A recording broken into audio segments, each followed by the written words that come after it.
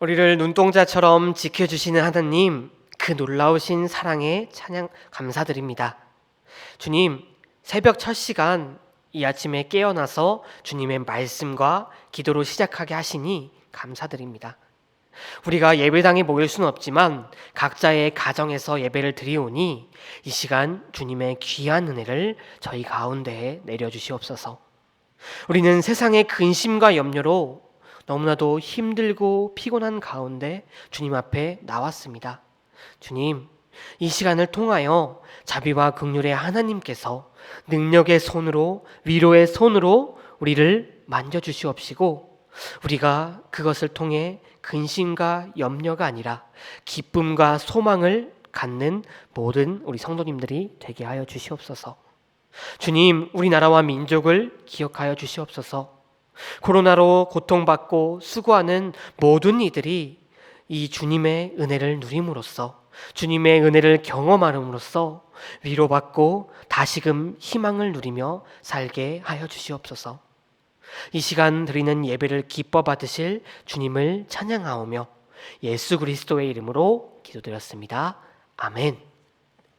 이 시간 우리 함께 찬송가 357장, 찬송가 357장 함께 찬양하도록 하겠습니다.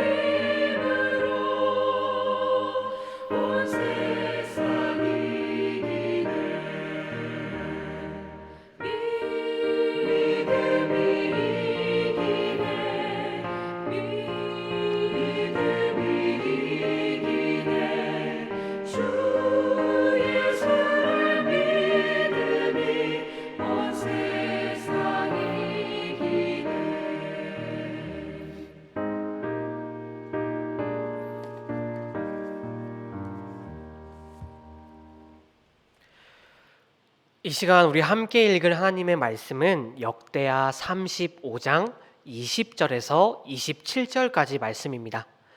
역대하 35장 20절에서 27절까지 말씀 제가 봉독하도록 하겠습니다.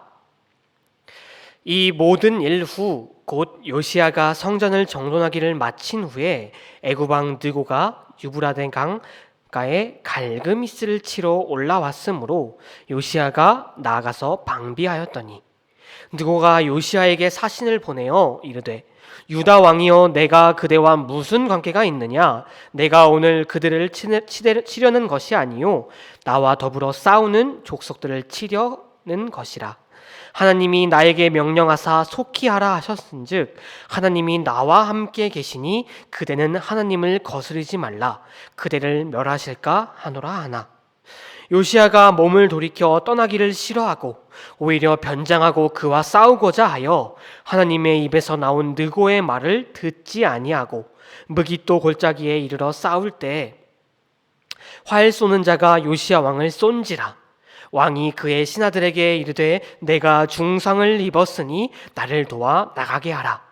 그 부하들이 그를 병거에 내리게 하고 그의 벽은 병거에 태워 예루살렘에 이른 후에 그가 죽으니 그의 조상들의 묘실에 장사되니라. 온 유다와 예루살렘 사람들이 요시야를 슬퍼하고 예레미야는 그를 위하여 애가를 지었으며 모든 노래하는 남자들과 여자들은 요시야를 슬피 노래하니 이스라엘이 규례가 되어 오늘까지 이르렀으며 그 가사는 애가 중에 기록되었더라. 요시야의 남은 사적과 여호와의 율법에 기록된 대로 행한 모든 선한 일과 그의 처음부터 끝까지의 행적은 이스라엘과 유다 열왕기에 기록되니라. 아멘. 역사에 대한 경구 중에서 가장 유명한 것은 아마도 역사에는 만약이 없다라는 말일 것입니다. 사실 이 말은 누가 했는지도 알 수도 없고 언제 등장했는지도 알 수 없는 정체불명의 경구입니다. 생각해보면 과거의 사실을 다루는 역사라는 분야에서 만약이라는 것은 상당히 거리가 있어 보이기는 합니다. 그러나 이런 만약에로 시작되는 토론만큼 질문만큼 역사를 좋아하는 사람들에게 흥미를 일으키는 것도 많지 않을 것입니다. 저도 역사를 좋아해서 역사를 전공하는 사람으로서 만약에로 시작되는 토론들, 예를 들어 만약에 고구려가 삼국을 통일했다면, 만약에 조선이 근대화를 성공했다면, 이러한 토론들이 있다면 정말 재미있게 참여할 것 같습니다. 우리가 계속해서 살펴보고 있는 역대기는 주로 남유다 왕국의 역사를 정리한 것입니다. 고대 근동의 역사를 기록한 사료들이 워낙 부족하기에 기독교를 믿지 않는 역사가들도 열왕기와 함께 역대기를 매우 중요한 사료로 취급합니다. 열왕기와 역대기에 기록된 것들이 그들의 입장에서는 과장이 있어 보일지라도 역사적으로 분명히 있었던 것을 기록했다라는 것이지요. 그렇기에 제가 만일 열왕기와 역대기에 기록된 이스라엘 역사를 가지고 만약에 라는 토론을 하게 되고 어떤 주제를 선정하게 된다면 저는 고민도 하지 않고 바로 오늘 본문을 선택할 것 같습니다. 바로 만약에 요시야 왕이 애굽 군대를 막지 않았더라면 이라는 주제 말입니다. 유다의 중흥군주인 요시야, 그는 쇠퇴해져만 가던 남유다 왕국을 예전 모습으로 회복시켰습니다. 그는 베델과 같은 옛 북이스라엘 지역으로 어느 정도 영토를 확장하기까지 하였고 우상을 파괴하였고 산당을 불태웠으며 다시 유월절 절기를 회복함으로 다시 무너져가는 신앙의 기둥을 세운 왕이었습니다. 이때야말로 요시야 왕의 전성기였습니다. 그러나 요시야 왕의 전성기는 단 한순간에 나락으로 떨어지게 되었습니다. 오늘 본문 말씀 20절에 나와 있듯이 이 모든 일 후에 곧 요시야가 성전을 정돈하기를 마친 후에 애굽왕 느고가 유브라데 강가에 갈그미스를 치러 올라왔으므로 요시야가 나가서 방비하였더니, 이 말씀처럼 요시야가 갑자기 애굽왕의 군대를 가로막은 것입니다. 당시 근동 지방의 상황을 조금 설명해 드리면, 그 무섭던 아수르, 북이스라엘을 멸망시키고 유다까지 멸망시키려고 하였던 이 아수르가 새롭게 떠오른 바빌론 왕국에 의해 멸망 직전의 상황에 처했습니다. 이렇게 멸망에 처하게 되자 아수르는 애굽에게 도와달라고 구원을 요청했습니다. 그 구원 요청을 받자 애굽 왕은 그 즉시 군사를 소집해서 저 멀고 먼 갈그미스까지 바빌론과 싸우기 위해 올라가고 있는 와중이었습니다. 근동 지방의 패권을 놓고 두 거인 애굽과 바빌론이 한판 붙게 된 상황이었습니다. 그런데 이 거대한 거인들 간의 싸움에 뜬금없이 요시야와 남유다가 끼어든 것입니다. 군사를 이끌고 갑자기 느고의 애굽군을 가로막은 것입니다. 느고도 이렇게 갑작스러운 요시야의 행동에, 아마 생각도 하지 못한 요시야의 행동에 너무나도 당황스러웠던 것 같습니다. 21절 상반부를 보게 되면 느고는 요시야에게 사자를 보내서 내가 그대와 무슨 관계가 있느냐라고 전합니다. 이 표현은요, 너 지금 뭐하냐?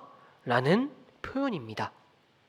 느고의 입장에서는 한시라도 빨리 북쪽으로 올라가서 아수르와 힘을 합쳐서 이 바벨론 놈들을 물리쳐야 하는데, 중도의 유다와 전쟁함으로써 시간을 한시라도 낭비하고 싶지 않았던 것입니다. 작은 쥐가 성내는 것을 보고 고양이가 피한다면, 고양이가 쥐를 보고 두려워서 피한 것이 아니라 당연히 귀찮아서 쥐를 피하는 것일 것입니다. 지금 애굽과 남유다의 이 상황도 이 상황과 똑같은 것입니다. 애굽 왕 느고로서는 한 줌도 안 되는 남유다가 이러는 것이 귀찮고 성가실 다름이었습니다. 21절 하반부에 느고는 또 이렇게 말합니다. 하나님이 나에게 명하사 속히 하라 하셨은즉 하나님이 나와 함께 계시니 그대는 하나님을 거스르지 말라. 그대를 멸하실까 하노라 하나. 하나님이 나에게 명하사 내가 군사를 끌고 북쪽으로 올라가라 명하라 하셨다는 것입니다. 그런데 여기서 느고는 하나님을 알지도 못하고 하나님을 섬기지 않는 이방 사람인데 그가 어떻게 하나님의 명령을 받았겠는가라는 의문이 생겨납니다. 어쩌면 요시야도 지금 그런 의문이 있었기 때문에 이런 말도 안 되는, 이런 당황스러운 선택을 한 건지도 모르겠습니다. 요시야의 입장에서는 바빌론이 이길 것 같으니까 어떻게든지 바빌론에게 선을 대기 위한 행동이었을런지도 모르겠습니다. 그렇게 느고가 이것은 모두 하나님께서 명령하신 것이고 나는 하나님의 명령에 따라 행하고 있을 뿐이니 하나님을 믿는 너 요시야는 길을 열어주라 라고까지 이야기했지만, 요시야는 변장까지 하면서 애굽군의 앞길을 막고 무기또라는 곳에서 애굽과 전쟁을 벌입니다. 그러나 이 하나님의 명령을 받았다라는 느고의 말, 이 말은 진실된 말이었던 것 같습니다. 이어진 22절의 말씀을 보게 되면 하나님의 입에서 나온 느고의 말이라고 표현되고 있습니다. 느고의 말은 진실로 하나님께서 명령하신 것에 따르는 것이었습니다. 만유의 주 되시며 역사의 주관자 되신 하나님께서 특별히 섭리하사 애굽 왕의 마음을 주관하셨던 것이었습니다. 그러나 요시야는 애굽 왕 느고를 통해 알리시는 하나님의 뜻을 알지 못하였습니다. 그는 평소에는 하나님의 선지자들에게 의견을 묻고 기도함으로써 모든 것을 선택하고 행하는 왕이었지만 이 사건, 이렇게 느고가 하나님의 명령에 따라 한 것뿐이라는 것임을 알렸음에도 불구하고 이때에는 하나님의 뜻을 묻지도 기도하지도 않고 그에게 길을 열어주는 것을 싫어해서 변장까지 함으로써 그와 한판 붙었습니다. 결국 이렇게 행동함으로써 그는 이 전쟁 와중에서 활에 맞아 중상에 빠졌고 예루살렘에 이른 후에 사망하게 되었습니다. 그리고 요시야의 사망과 함께 남유다도 사실상 사망 선고를 받게 되었습니다. 왜 요시야가 이런 선택을 했는지 우리는 정확하게 알 수 없습니다. 어떤 분들은 요시야가 느고의 앞을 가로막고 변장을 해서 싸운 것이 이것마저도 하나님의 역사가 있었기 때문이라고, 하나님께서 요시야의 마음을 움직이셔서 요시야가 이렇게 했다고 말하곤 합니다.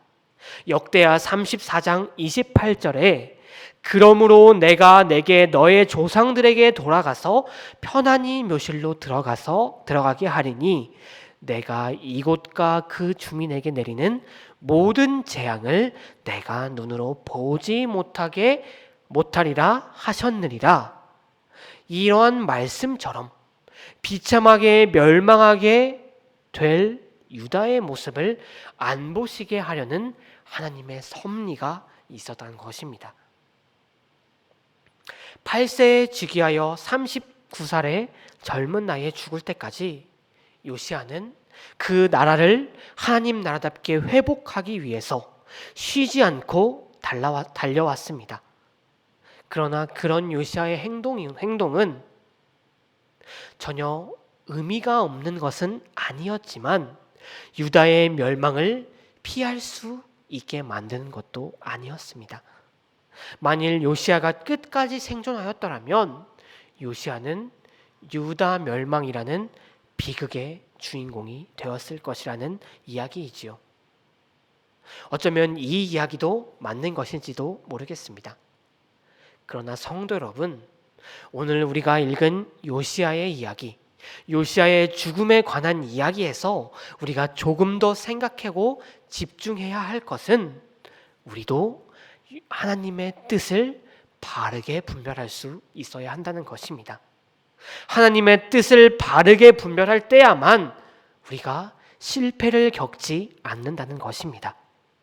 물론 그 실패가 궁극적으로는 오히려 이득이 될 수도 있고 그 실패를 통해 하나님께서 어떤 것을 이루려 하실지도 모르겠습니다. 그러나 그런 경우는요, 아마 많지는 않을 것 같습니다. 그렇기에 우리는 어떤 일에 함에 앞서서 하나님의 뜻을 정확히 분별할 수 있는 능력을 가지고 있어야 할 것입니다. 물론 이렇게 하나님의 뜻을 분별하는 것은 결코 쉬운 일은 아닐 것입니다. 그러나 성도 여러분, 우리가 잘 알고 있듯이 하나님께서는 하나님의 말씀을 통해서만 일하시는 분이십니다. 그렇기에 우리는 우리에게 주신 하나님의 말씀인 성경을 통해 성경을 깊이 묵상함으로써 하나님의 뜻을 분별해야 할 것입니다. 그뿐만이 아니라 우리에게는 기도도 있습니다. 기도를 통해 하나님의 뜻이 무엇인지 묻고 또 물음으로써 하나님의 뜻을 분별함으로써 살아가야 할 것입니다.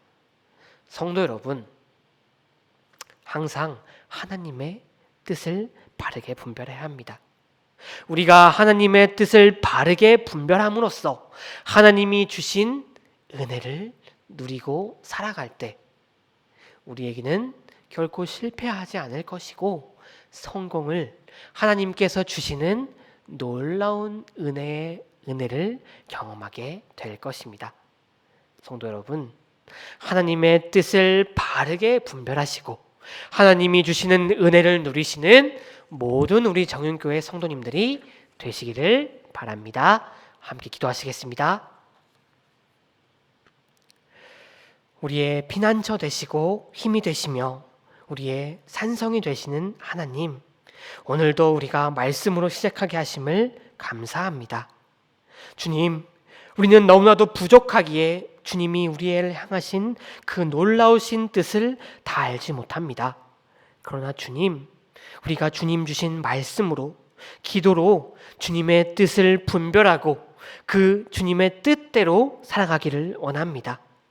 나의 뜻대로 사는 것이 아니라 주님의 뜻대로 삶으로써 주님 주시는 은혜를 누리는 우리가 되게 하여 주시옵소서. 주님, 오늘 예배를 마치고 세상으로 다시 나아갑니다. 그 가운데에서 오직 주님의 길을 걷고 주님의 뜻대로 살음으로써 우리를 통해 주님의 놀라우신 역사가 일어나는 삶을 살 수 있도록 알게 하여 주시옵소서. 우리를 사랑하시는 주님을 찬양하오며 사랑이 많으신 예수 그리스도의 이름으로 기도드렸습니다. 아멘. 이 시간 함께 주기도문 하심으로 예배를 마치겠습니다. 함께 주기도문 하시겠습니다. 하늘에 계신 우리 아버지여, 이름이 거룩히 여김을 받으시오며 나라가 임하옵시며 뜻이 하늘에서 이루어진 것 같이 땅에서도 이루어지이다. 오늘 우리에게 일용할 양식을 주시옵고 우리가 우리에게 죄 지은 자를 사하여 준 것 같이 우리 죄를 사하여 주시옵고 우리를 시험에 들게 하지 마시옵고 다만 악에서 구하옵소서. 나라와 권세와 영광이 아버지께 영원히 있사옵나이다. 아멘.